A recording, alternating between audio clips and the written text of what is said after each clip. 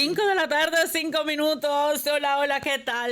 Yo sé que ustedes están esperando este espacio, Junta Médica. Aquí están parte de nuestros médicos, están llegando, están llegando. Ustedes saben que los médicos a veces no pueden llegar a la hora que tenemos programada. Ustedes son médicos y ustedes saben lo que pasa con los médicos. Cuando ellos creen que todo está bien, pues una llamada hace que se devuelvan y todo esto. Pero gracias a Dios ya están con nosotros tres, porque hay la doctora Disla, que tiene una condición de salud y no puede venir.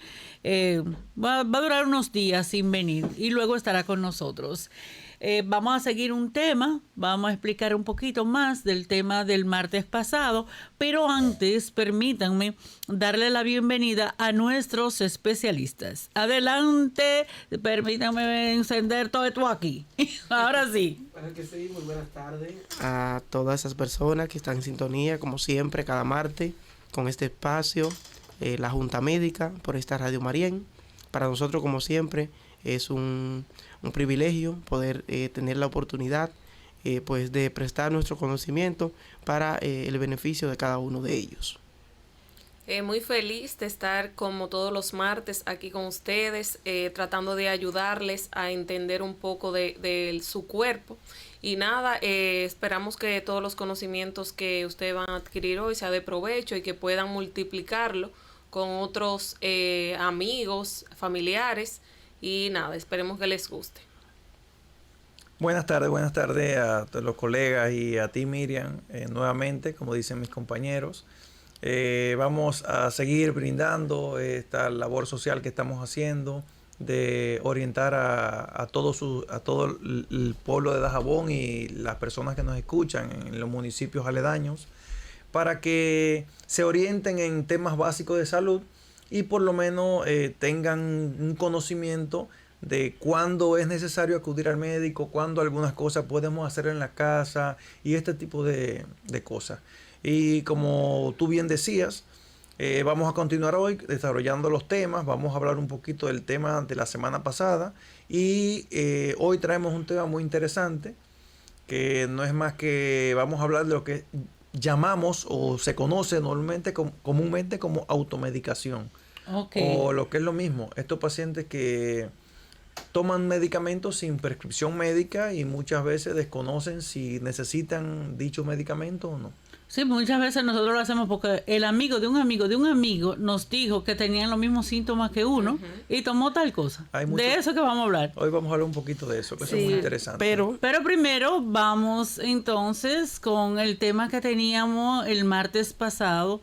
El accidente cerebrovascular. Accidentes cerebrovasculares, claro que sí. Ese tema realmente nosotros lo enfocamos, como siempre. Nos faltaron algunos elementos y queremos que la gente le recalcarle algunas cosas básicas. Obviamente, recordarle el tema de enfermedades cerebrovasculares, específicamente la trombosis cerebral, la embolia, la hemorragia, todos esos temas, pues nosotros pues lo abordamos, pero existen algunos elementos que son importantes, que van enfocados principalmente a lo que es, a lo que son aquellas personas que tienen quizás riesgo. Nosotros la vez pasada tratamos aquí que las enfermedades cerebrovasculares tenían dos divisiones, porque eran un grupo isquémicos y otro grupo hemorrágico. Usted sabe que generalmente las personas en el ámbito popular lo que hablan es le dio un derrame. Para las personas que nos están escuchando, que están en sintonía con Radio Marién, no solamente un derrame, el derrame es cuando es una hemorragia. Acordamos la vez pasada que no solamente era la hemorragia, existía lo que es la trombosis cerebral, que era cuando se ocluía una arteria, y la embolia, que eran aquellos pacientes que desarrollaban, vamos a decir, luego de algún proceso cardiovascular, alguna arritmia o alguna cirugía, pues presentaban algunas manifestaciones clínicas, dificultad para mover un miembro, dolor de cabeza, cualquier condición, pues esto le afectaba. Entonces, en este caso, queremos recalcar los factores de riesgo y qué la persona debe hacer. En primer lugar, ¿cuáles son las personas vulnerables a las enfermedades cerebrovasculares? Recalcamos, las personas obesas, las personas que tienen el colesterol alto, las personas diabéticas, las personas que son hipertensas.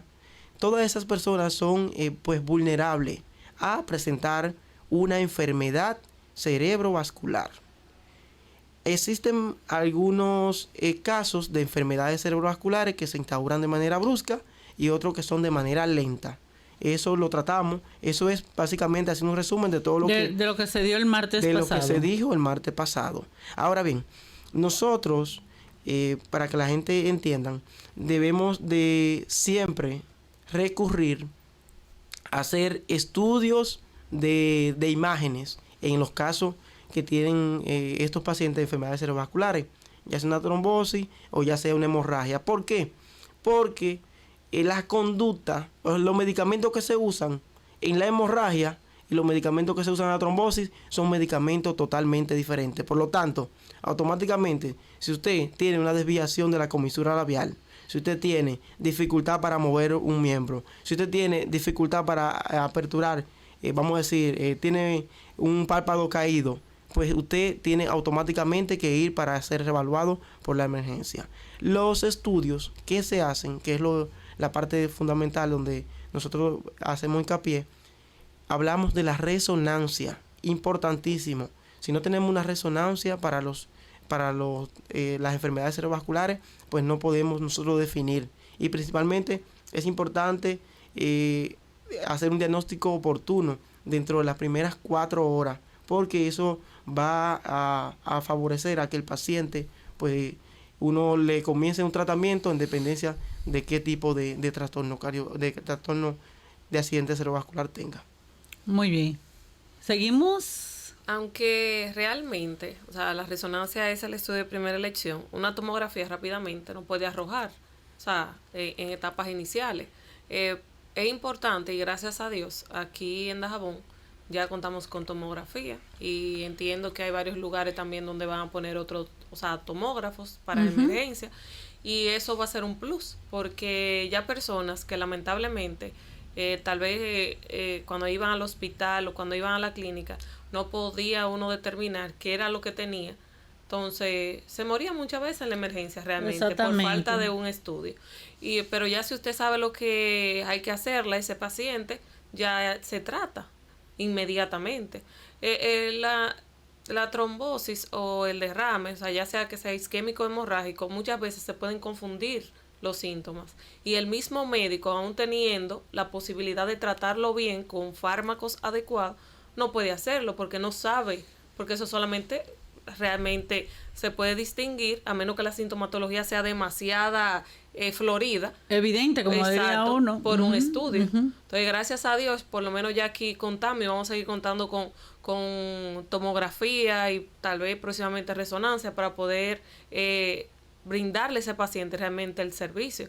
Porque nosotros lamentablemente quedamos lejos de todo. Aquí lo que tenemos que tratar de aprovecharlo al máximo, porque quedamos lejos de Santiago, 3 horas. En 3 horas pasa cualquier cosa. Pero lejos de Mao también. Sí, si usted le pone todo lo del lugar al paciente, puede llegar allá. Exactamente. Doctor. Sí, como decía mi colega, solamente añadir que lo primordial es prevenir, porque este programa va dirigido a la prevención. ¿Y cómo prevenimos este tipo de problemas? Si usted padece de la presión alta y usted ve que el medicamento que usted está usando no le está controlando su presión correctamente, vaya a su médico, que le ajuste su tratamiento, que le cambie el tratamiento. ¿Por qué? Porque dentro de las causas principales de los derrames cerebrales o los ACV hemorrágicos como tal, está la presión elevada, descontrolada. Y una recomendación que hicimos donde hicimos mucho hincapié, mucho énfasis en el programa anterior, es que si usted presenta la presión muy elevada, evite consumir aspirina o cualquier otro anticoagulante. porque como la aspirina es un anticoagulante, tenemos el error común de que cualquier síntoma que tenemos, lo primero es tómate esto, que es prácticamente el tema que vamos a desarrollar, que es la automedicación. Evite automedicarse, acuda al médico y el médico le va a resolver de la mejor manera posible. Doctor, pero siempre hablamos de que la presión es un asesino silencioso. Sí. Hay síntomas que tú dices, es que mi presión está alta o está baja sin tú ser médico. No siempre es silencioso. Te voy a explicar. Hay personas que padecen de hipertensión y no presentan sintomatología. Yo tengo pacientes que me llegan a mi consultorio con la presión en 200 y tú le preguntas qué te sientes y te dice, doctor, yo estoy nítido, no me siento nada. ¿Qué sucede? Que muchas veces los pacientes tienen tanto tiempo con esa presión descontrolada que nuestro cuerpo se va adaptando a la sintomatología y ya el paciente tolera eso como algo normal, como su presión de base. Al contrario, cuando tú a ese paciente le llevas la presión a 120-80, los primeros días se siente sumamente mal. Te dice, doctor, me siento decaído, sin ánimo, y la presión en 120. Eso como que a ti te gusta el azúcar y te quitan el azúcar. Exactamente, porque el cuerpo se va adaptando y llega un momento que el paciente hasta abandona el tratamiento porque no se siente bien. Ahora, si es una presión nueva, un paciente que está comenzando a padecer de la presión, aquí sí tú vas a tener todos los síntomas floridos. Tú vas a tener dolor de cabeza, el paciente te va a referir un peso en la parte de la nuca, dolor retroocular detrás de los ojos, el paciente, síntomas específicos de presión elevada, hasta taquicardia va a tener. Ok.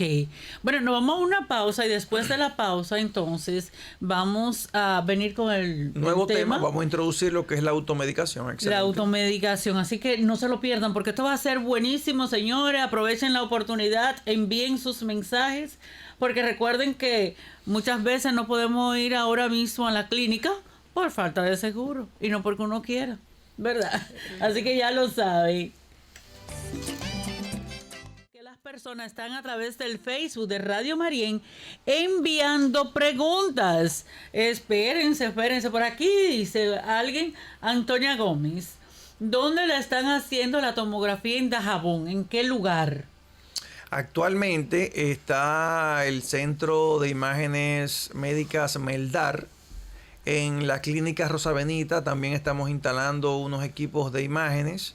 Y próximamente en la clínica que estamos construyendo aquí frente al Club Ensueño también vamos a estar prestando servicio de tomografía. ¿Cómo el nombre de esa clínica? ¿Cuál será? Centro Médico Nuestra Señora de Rosario. Vaya, qué bien. En honor a la Virgen patrona de aquí de la provincia. Muy bien. Después vamos a decir cómo se llama la otra que estamos construyendo. Esa aquí. viene también por ¿Y es un centro de oftalmológico. Oftalmológico, pero no de otras cosas.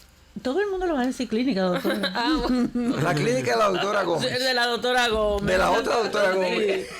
Bueno, entonces vamos con este tema muy importante y es la automedicación. Son aquellas personas que generalmente te dicen, mira, te duele la cabeza, tómate una aspirina. Mira, tienes dolor de estómago, tómate un omeprazol, tómate una ranitidina.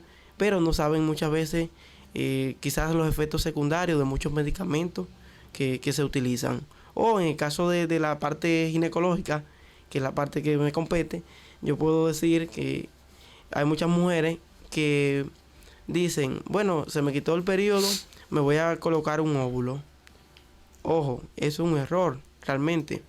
Porque muchas veces, si tú no tienes ninguna infección, si tú no tienes ninguna, vamos a decir, condición, manifestaciones clínicas, secreciones, flujo, ya sea amarillo, del color que fuere, pues es importante que no se automediquen porque existe una flora normal, que son lactobacilos que viven en la vagina. Y en este caso, si usted le coloca óvulos, a final de cuentas usted va a debilitar la función de ellos. Y a final de cuentas la paciente entonces sí va a recurrir con infecciones. A cada rato, pues va la paciente, que tengo infecciones, que tengo picor, que tengo secreciones. ¿Por qué? Porque ella acostumbra todos los meses a colocarse un óvulo. Y eso está mal. Es algo que hay que corregir. Muchas veces, no, para que me limpie, no, error. Otra cosa, muchas veces, no solamente la automedicación, hay muchas mujeres que comienzan a introducirse los dedos, las uñas, entonces, a final de cuentas, para laceran esa zona y pues la hacen más vulnerable a las infecciones. Y por eso frecuentemente pues hacen episodios de infecciones. Y cualquier cosa que tengan las uñas. Y cualquier cosa. Otra cosa, muchas veces utilizan antibióticos. También comienzan a tomar antibióticos, pero no saben específicamente cuáles son los gérmenes que están ahí. Todos los antibióticos tienen sus indicaciones específicas. No sé si ustedes saben que hay personas que le duele la garganta y se toman una ampicilina. Hay personas que van a la farmacia y dicen, dame una ampicilina. 500. 500, ya ustedes saben. Sí. Ellos saben, 500, o la que sea. Pero una ampicilina no le va a hacer nada. Y al final de cuentas, los gérmenes que están ahí, lo que hacen es crear resistencia. Al contrario, usted se toma una ampicilina, ese germen, eso no le hace nada al germen. La mayoría de personas, cuando usted usa un medicamento de manera continua, de manera permanente, los efectos a largo plazo pues van disminuyendo. Okay. Van disminuyendo el medicamento. Nosotros muchas veces, no sé si mis compañeros aquí también comparten esa... Cuando nosotros tomamos un medicamento, nosotros los médicos, es porque ya el dolor no lo soportamos. Me voy a tomar un analgésico, es porque ya el dolor es bastante fuerte. Nosotros simple y llanamente, si no es necesario, no nos automedicamos ni siquiera nosotros mismos. Eso es importante. No sé si en el área de la doctora Débora también ocurra, que el área de estomología. Bueno, la doctora Débora aquí tiene un plato fuerte porque muchas personas le he escuchado decir que se echan esto, que una gotica para qué sé yo qué, que un poquito de miel, que un poquito de esto. Doctora, háblenos de eso, porque los ojos... Mira, Miriam, aparte de los medicamentos ya formales que uno conoce, nosotros en República Dominicana tenemos un problema. Bueno, dos problemas. Lo primero es que casi todos los medicamentos son de venta libre. O sea, el paciente puede ir a comprar cualquier medicamento y se lo van a despachar. Te digo casi todo porque hay drogas que son controladas, que son incluso con recetario, que tiene que... Si no es así, no la compra. Exacto, pero después cualquier medicamento va y lo vende a la farmacia. Y el otro problema de los medicamentos que ya son legalizados y eso, es que van a la farmacia y el farmacéutico le cambia el medicamento. ¿Le cambia el medicamento? Sí. Yo tengo pacientes que van, lo primero es que le dicen no, que es lo mismo. Es lo mismo, que nada más cambia el laboratorio. El laboratorio. Y hay medicamentos que sí, que es verdad, que pueden ser lo mismo, que cambia el laboratorio. Pero, por ejemplo, cuando un paciente tiene una úlcera coronaria, yo tengo que ponerle una moxifloxacina. La moxifloxacina es específica de una cansa comercial, que ni siquiera es de República Dominicana, es de Estados Unidos, porque yo no quiero que esa úlcera se propague más de lo que está. O sea, hay medicamentos que no importa que sean lo mismo, pero la efectividad que han mostrado en el mercado no es igual.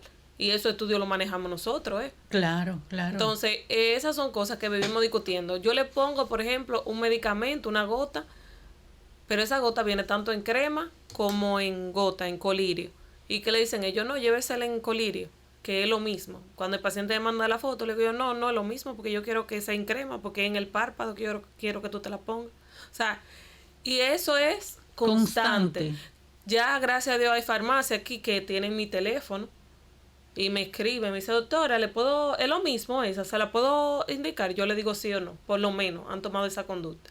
Pero es lo que te digo, tenemos esos dos inconvenientes, que el paciente va y puede comprar lo que quiera y que el farmacéutico también indica lo que quiera. Pasa algo, doctores.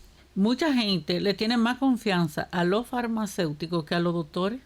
Mira qué cosa, por la ignorancia nuestra, por supuesto. Claro, porque ellos saben más de medicamentos, porque lo venden. Porque lo venden, exactamente. Entonces, en los ojos, tenemos inconveniente de que el ojo la superficie del ojo es muy sensible. El ojo realmente es más fuerte de lo que nosotros pensamos, pero la superficie ocular es muy sensible.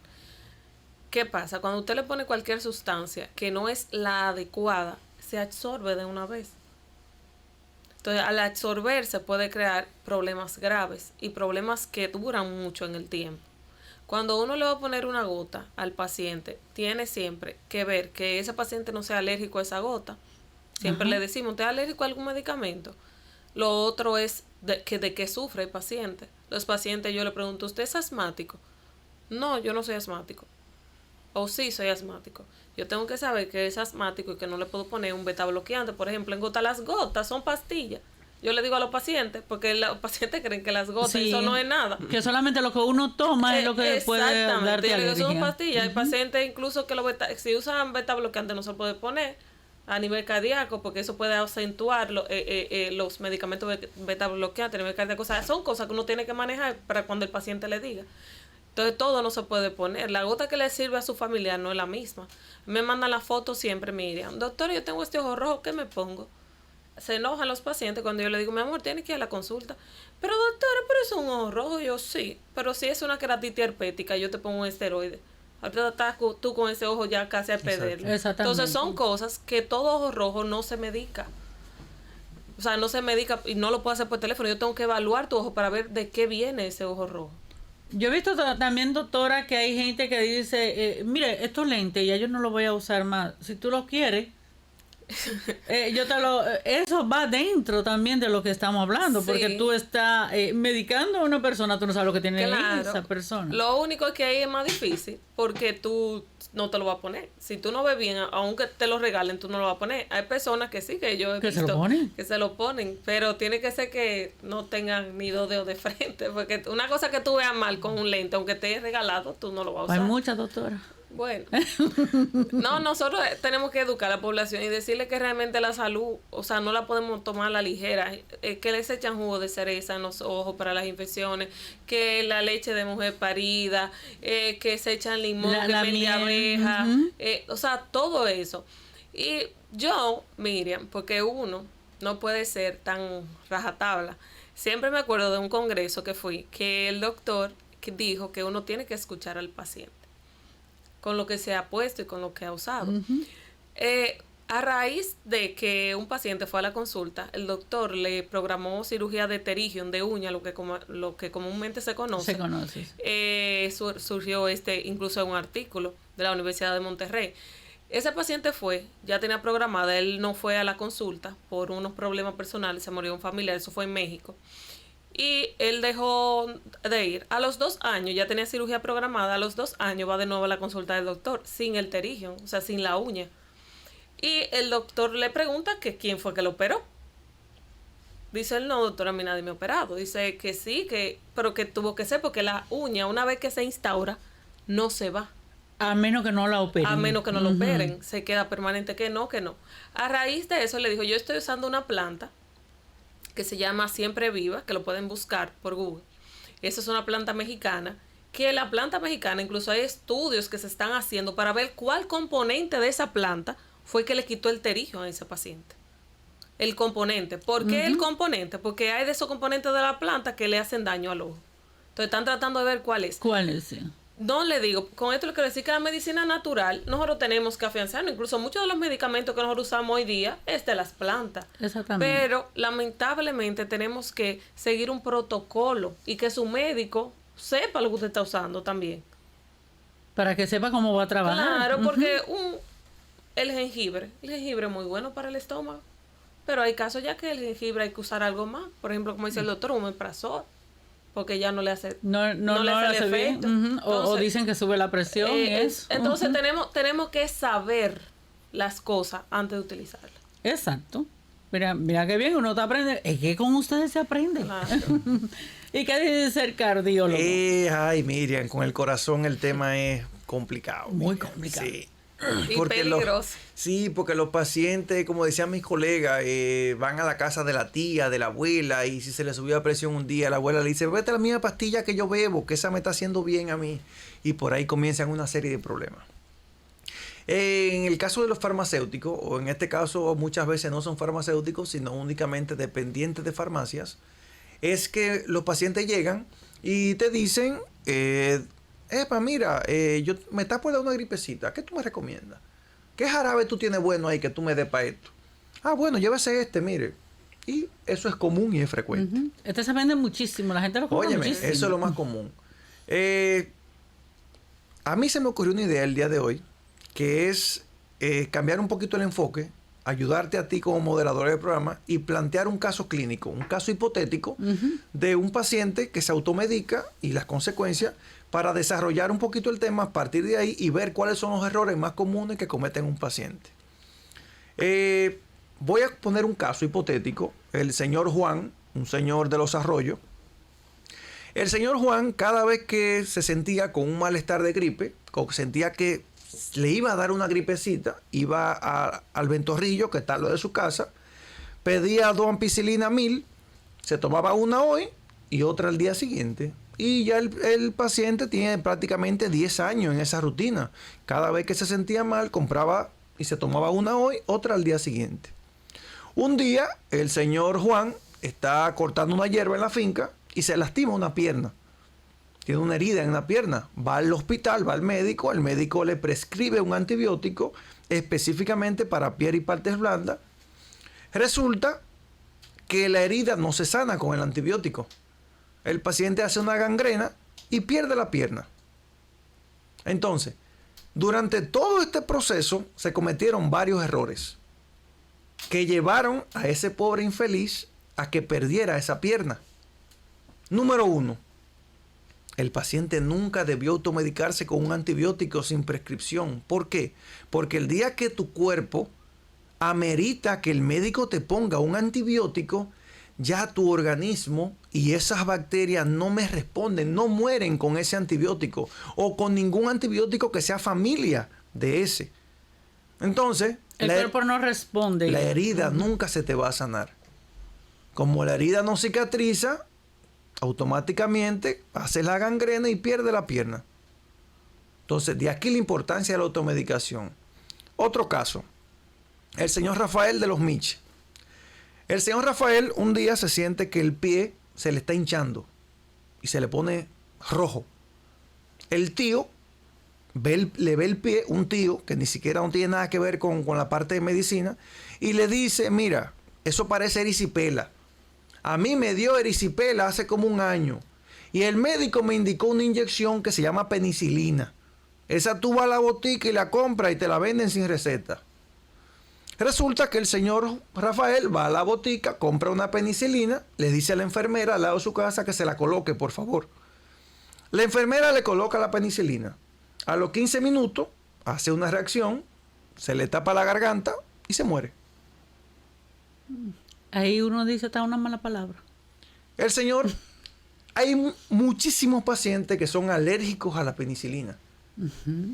Que antes de tú prescribir cualquier medicamento, tú tienes que asegurarte de que no vas a hacerle un daño. Entonces hay muchos pacientes que no saben que son alérgicos absolutamente a nada hasta que tú no lo expones a ese medicamento. Hay pacientes que son alérgicos a la aspirina, al diclofenac y a muchos fármacos, pero no saben. Y muchas veces nosotros como médicos a veces les mandamos a hacer una prueba de tolerancia para ver si tienen alergia o algo, pero si tú desconoces y te pones a automedicarte en tu casa, ¿cuáles son las posibilidades que te altas? Y sobre todo con los niños, vemos mucho también con los niños y con las personas más vulnerables, es decir, los adultos mayores, que muchas veces nosotras las madres nos gusta inventar. Muchísimo. Y con los adultos mayores por igual. Ya mi papá ha tomado de todo, mi mamá ha tomado de todo y está vivo. Entonces ahí viene esta parte donde, vecina, ¿qué fue lo que usted le dio para el dolor de cabeza al marido suyo? No sé si mis colegas recuerdan cuando empezó a surgir el COVID, que en las redes sociales te subían diferentes tipos de tesis, por así decirlo, que si té de raíz no sé de qué cosa, échale canela, le echaban 15 mentajol, le echaban tanta aspirina, y en siendo remedios caseros, tú lo veías en las redes sociales que eso daba miedo. Y estaba la gente, ya tú sabes, presión alta, corazón acelerado, taquicardia, de todo. De todo. Claro que sí. Y el tema de la automedicación, no solamente aquí. Pascasio sabe que donde nosotros nos formamos, que fue en otro país, también hay es peor. Ciertas, después que llegan a cierta edad, pues los mismos familiares van donde el médico de familia, doctor, hágame esta receta con este medicamento. Hágame esta recetica para que mi papá duerma un poquito mejor. Así que ellos te dicen, Miriam, van a la consulta, necesito que me hagas esta receta. Pero son medicamentos muchas veces que son controlados, no aquí, sino en otro país. En otro país, no sí, a reservar, claro. vamos No se preocupe. a reservar el nombre, pero ustedes saben que eso realmente crea dependencia. Y los medicamentos que se usan para dormir, muchas veces, que son un poquito sedantes, si usted acostumbra a dárselo a la persona de manera regular, el día que no lo tiene no puede dormir. ¿Por qué? Porque son adictivos. Llega un momento que crean dependencia. Y no solamente esos medicamentos. Y es importante recalcar que los medicamentos son como si fueran marcas. Cada medicamento, están los antibióticos, están los medicamentos que son para el dolor, están los medicamentos que son para evitar que la sangre se coagule. Todos los medicamentos tienen sus indicaciones específicas. Y muchas veces las personas se automedican y no saben que esos medicamentos dentro del formulario que le dan, cada vez que usted compra un medicamento, una caja de medicamentos, viene un formulario. Eso no es por gusto. Ahí dice todo. Casi nadie, usted acostumbra cuando usted va a la farmacia, antes de tomar el medicamento, déjame leer las contraindicaciones. No. Lo más Lo más importante, pero casi la mayoría no lo hacemos. Ojo, lo más importante, cada persona le exhorto, cuando usted compra un medicamento, aparte de la fecha de vencimiento que usted va a ver, usted tiene que ver las contraindicaciones, porque muchas personas tienen algunas condiciones de salud que no son compatibles con ese medicamento. Con respecto a lo que dijo Casio, la penicilina, le voy a decir otra cosa. Había un señor que iba siempre a inyectarse, se enfermaba de la garganta todos los meses. Eso no ocurrió aquí, pero es una anécdota para que las personas pues puedan. Iba todos los meses. Bueno, cada vez que se enfermaba de la garganta, la penicilina se le inyectaba, esperaba un ratito. Siempre, usted sabe que siempre lo dejan un ratito. No es por gusto, no es porque el médico quiera joderlo, ni la enfermera quiera verla. Sino es porque si a usted comienza a hacer un edema de la glotis, que es una complicación que hace una reacción anafiláctica, automáticamente, si usted no le ponen esteroides rápidamente y lo diagnostican, usted se va porque después se va a obstruir y no hay forma de entubarlo. Después que se cierra la parte de esa parte, no hay forma de que pueda entubar el paciente. Y es por eso que se dejan ahí. Y todos los medicamentos siempre se les deja a esperar la reacción. El señor iba todos los meses, inyectaba penicilina, no pasa nada, esperaba. Ese día el señor agarró, se inyectó, le dice la enfermera, ¿y usted no va a esperar? No, yo me la pongo todos los meses, eso no me hace nada. De camino el señor se fue en una bicicleta dando pedales, ¡pup! De camino el señor hizo una reacción anafiláctica. Pero el señor se inyectaba todos los meses la penicilina, pero ese día hizo una reacción anafiláctica. Eso quiere dejar dicho que aunque usted se ponga un medicamento, siempre necesita observación. Sí. Y hay personas que van donde usted, fuera de su horario quizás, y le dicen, doctor, yo traje esta inyección, necesito que usted me la ponga. Y quizás el doctor le dice, no, tiene que ir por la emergencia para que te la pongan. Y quizás el doctor no es que no quiera ponérsela, el doctor se la quiere poner, pero si el doctor se la aplica y todo sale bien, no hay problema. Pero el doctor se la aplica y usted hace una reacción anafiláctica y se murió, el doctor fue el culpable de eso. Entonces por eso que muchas personas ni siquiera fuera de su horario de trabajo o fuera del lugar de trabajo del centro de salud no realizan automedicaciones ni recomiendan. Siempre les recomiendan o ir al médico o que lo vean por la emergencia. Muy bien, yo voy a la pausa, ¿verdad? Entonces luego retornamos con este súper tema para toda la familia. Un poquito más. Continuamos con este tema de que muchas veces nosotros nos encanta medicarnos o medicarle a otros sin ser médico de cosas que luego no tenemos respuesta. Entonces los médicos nos están ayudando a aprender un poquito más. Seguimos. Otra cosa, Miriam, con relación a la introducción que tú dabas ahora, que tenemos que tener en cuenta que nuestro cuerpo es como una máquina que tiene diferentes tipos de instrumental, y cada instrumental sirve como para algo en específico. Por ejemplo, el hígado es el órgano que se encarga de metabolizar prácticamente todas las cosas. Entonces, muchos de los medicamentos y muchos de los remedios naturales, por ejemplo, hojas y eso, tienen componentes que tienen que ser procesados por el hígado. Él lo puede procesar una vez, 2 veces, 3 veces, pero llega un momento ya que se sobresatura, tú te puedes tener problemas a nivel del hígado. Y eso es algo preocupante, porque le puede entrar una falla hepática. Y eso, o sea, existe tratamientos que le pueden ayudar, pero sufrir del hígado, y más que sea autoprovocado, o sea, que usted mismo lo haya hecho, es algo que nosotros tenemos que crear conciencia. Por ejemplo, la clorofila es lo que le da el color verde a los árboles, a las hojas. Y eso está muy bien en las plantas, pero a nosotros nos cuesta un poco metabolizarlo a nivel del hígado. El hígado lo hace, pero llega un momento que si lo hace constantemente, las células que tiene el hígado, que son el hepatocito, empiezan a morir. Y a degenerarse. exacto. Eso. Entonces, cuando pasa eso, ya no hay hígado. Ahí estamos mal. Ahí tenemos problemas. Ahorita ustedes hablaban también del ajo. Aquí se abusa mucho del ajo. Si ustedes no sabían, Sí, se abusa en muchas cosas. Como te decía, mira, ocasionalmente yo tengo pacientes que me llegan con la presión muy elevada y son pacientes que ya yo lo conocía como hipertenso, que ya yo le había puesto su tratamiento de la presión, que me dicen, doctor, no, mire, yo me sentía bien. Y como me sentía bien, dejé el medicamento y ahora me estoy viendo 2 dientes de ajo otro día en la mañana y 2 dientes de ajo en la noche. Pero últimamente no sé qué está pasando. La presión se me volvió a subir otra vez. Entonces, ¿qué sucede? Yo no critico de ninguna forma la medicina natural, porque la medicina natural tiene sus evidencias científicas y tiene sus demostraciones científicas que te avalan su uso hasta cierto punto. Pero ¿qué sucede? Lo que yo no apruebo como tal es que tú me reemplaces el medicamento que yo te estoy poniendo por un medicamento natural sin antes consultarlo con el médico. Exacto. Si tú lo consultas conmigo y llegamos a un acuerdo y vemos si te puedo bajar la dosis del medicamento o paulatinamente, poco a poco te lo voy quitando, ya es distinto. Otro problema, Miriam, frecuentemente es con el caso de los niños. Tú sabes que todos los medicamentos, antibióticos y todos los fármacos vienen ajustados a tu peso corporal. Incluso hay tablas que te dicen, tanto en las embarazadas como en los niños, en los pediátricos, que tantos miligramos por tantos kilogramos de peso.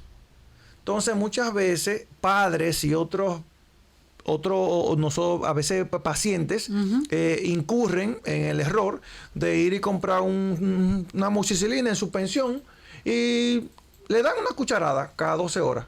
Pero tú no sabes cuántos miligramos le estás dando, si está en la dosis correcta, si está por encima, si está por debajo. Muchas veces tú estás por encima y, como decía mi colega, la doctora Débora, tú sabes que todos los medicamentos y todas las sustancias que tú ingieres, el riñón y el hígado son los encargados de eliminarla. Entonces, prácticamente tú estás sobrecargando esos órganos. Por otro lado, existen medicamentos que son ototóxicos, es decir, que te producen sordera. Tanto en el embarazo, hay medicamentos que tú se los das en el embarazo a una paciente y el niño te puede nacer con sordera. El doctor puede ampliar un poquito más de eso. Y los pacientes caen en ese error. El niño nace sordo completamente, sordomudo el niño. ¿Y cuál es la causa? La madre se puso a tomar un medicamento que no debió usar, nadie se lo indicó y la consecuencia, problemas con el niño. Okay. Los tres primeros meses del embarazo son sumamente importantes. Crítico. Porque son, más que todo, la parte de formación del niño. Es decir, el primer trimestre es donde el niño está formando todas las estructuras. Ya el segundo y tercer trimestre prácticamente solamente crecimiento. Pero los 3 primeros meses son primordiales. Pero eso le dicen a uno que se cuide mucho. Que se cuide en todos los sentidos. No uses nada. Evita usar lo menos que tú puedas porque ese niño nace con problemas. ¿Cuántas madres no hay fumadoras? Madres que consumen alcohol y consumen un sinnúmero de sustancias que no se le ha indicado a su ginecólogo ni nadie por el estilo. El niño nace con un problema y quieren crucificar al médico. Eso es verdad. Es importante, principalmente lo que aborda el doctor Pascasio, que durante el embarazo nosotros no recomendamos muchos medicamentos y si lo recomendamos de manera, tiene que ser de manera controlada por un profesional. Los medicamentos que hacía referencia el doctor Pascasio principalmente son los aminoglucósidos. Son unos medicamentos que se utilizan principalmente. Son antibióticos para que son antibióticos. Yo le iba a preguntar que son antibióticos. Lo voy a mencionar. Un grupo de antibióticos. Lo voy a mencionar. Un grupo de los antibióticos que se usa específicamente para infecciones urinarias. ahí que está. la mujer embarazada no debe tomar. Por Muchas nada del veces mundo. no debe usarlo, que son la gentamicina, la amicacina, la tobramicina.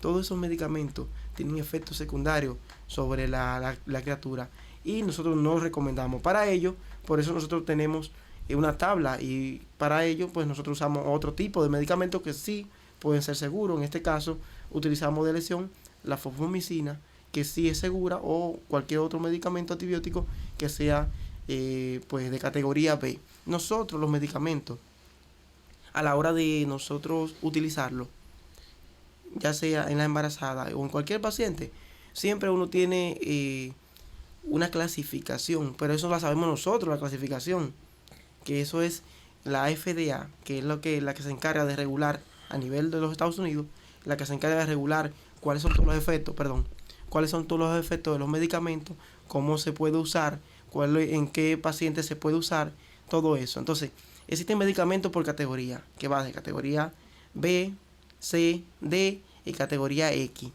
Nosotros, esos medicamentos, por ejemplo, que usamos en la embarazada, le voy a poner un ejemplo para que usted sepa. El acetaminofén es un medicamento de categoría de riesgo B. ¿Qué significa eso para nosotros?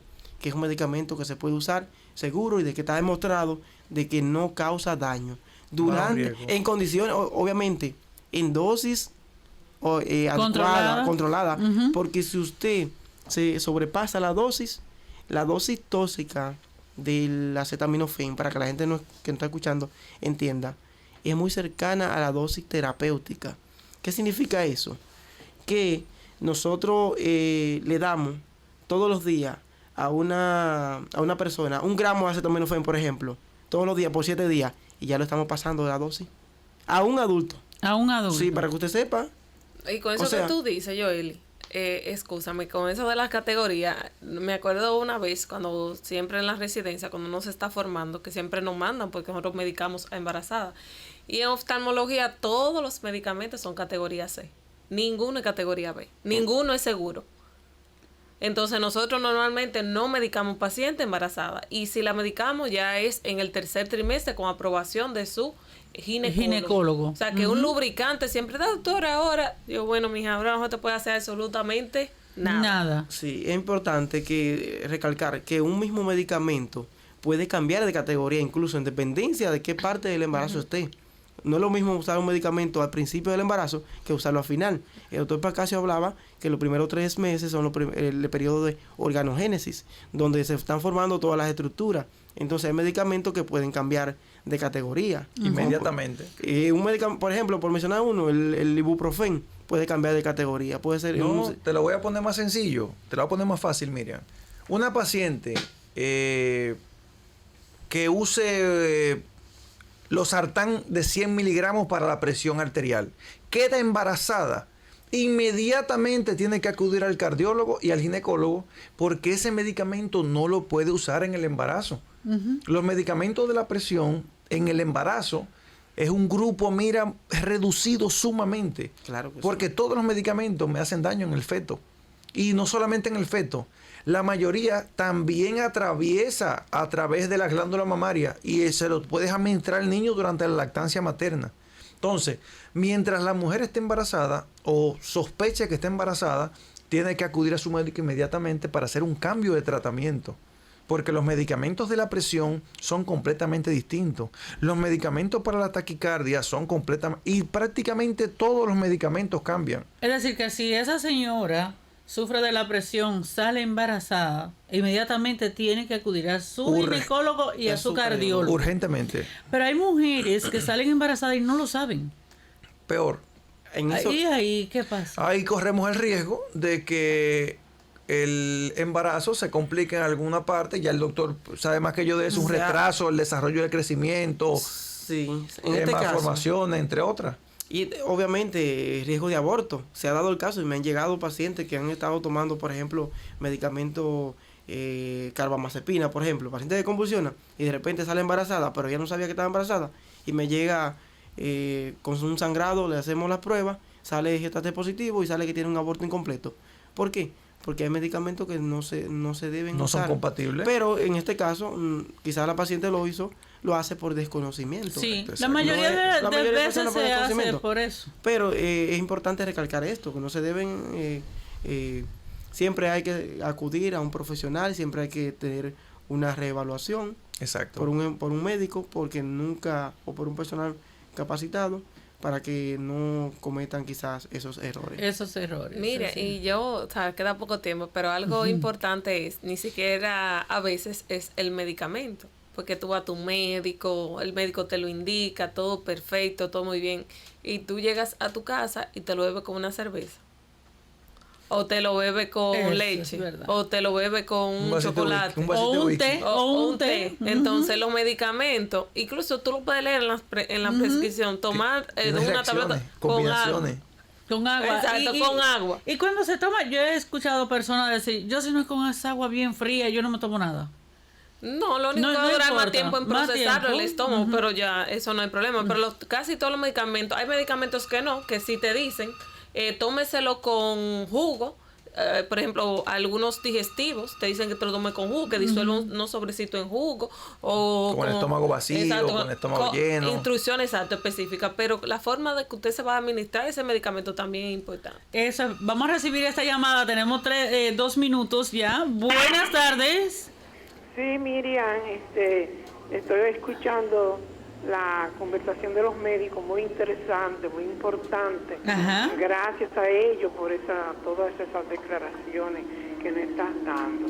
Yo quiero preguntarle a cualquiera de ellos, la vitamina C, ¿uno la puede tomar así como, por ejemplo, la están anunciando mucho por la televisión, hecha jugo o chupada? Yo quiero que tú me le digas a ellos si uno, aunque tenga problemas con la presión, puede tomarla, la vitamina C. Muy bien. Y ellos le escucharon, ahora a contestar. La vitamina C la puede usar libremente. La Esa vitamina sí es C buena. es el ácido ascórbico, es el nombre como tal científico, pero es un antioxidante que te favorece mucho, eliminación de radicales libres. ¿Cuál es la única limitación que tiene la vitamina C? Es con respecto a la presentación. Existe una vitamina C que es efervescente, que es como si fuera el Tapsin, que te echa, que hace como una burbujita, que Sí. tú la disuelves. Esa tiene un alto contenido de citrato de calcio. Y si la usas por mucho tiempo, te va a producir litiasis y cálculo renal por la alta cantidad de citrato de calcio que tiene. Pero existe otra vitamina C que viene en cápsulas blandas y otra que viene como si fuera la ampicilina, que esa tú le puedes usar libremente y no va a haber ningún tipo de complicación. Cápsula blanda es Como que la- uno cree que es un aceitico Que le parece pone omega dentro. 3, que parece el omega 3, Exactamente. esa te la puedes tomar a ojos cerrados el tiempo que tú desees, no hay ningún problema. Ay, Dios mío, cuánto se aprende, Dios mío, muchas gracias. Ya hemos llegado a la parte final. Gracias a nuestros especialistas, a nuestros médicos, porque siempre nos traen algo bueno que uno aprende y no se queda en esa ignorancia total. Muchas gracias. Claro que sí, Gracias. Miriam, a usted la gracias también, pues, y a las personas que están en sintonía con esta radio, pues soltarle que el próximo martes se den cita con este programa, la Junta Médica. Hasta la próxima. Hasta la próxima entonces. Miriam Jiménez estará aquí mañana, si Dios me lo permite, a partir de las 9 de la mañana. Buenas tardes y mantengan la sintonía.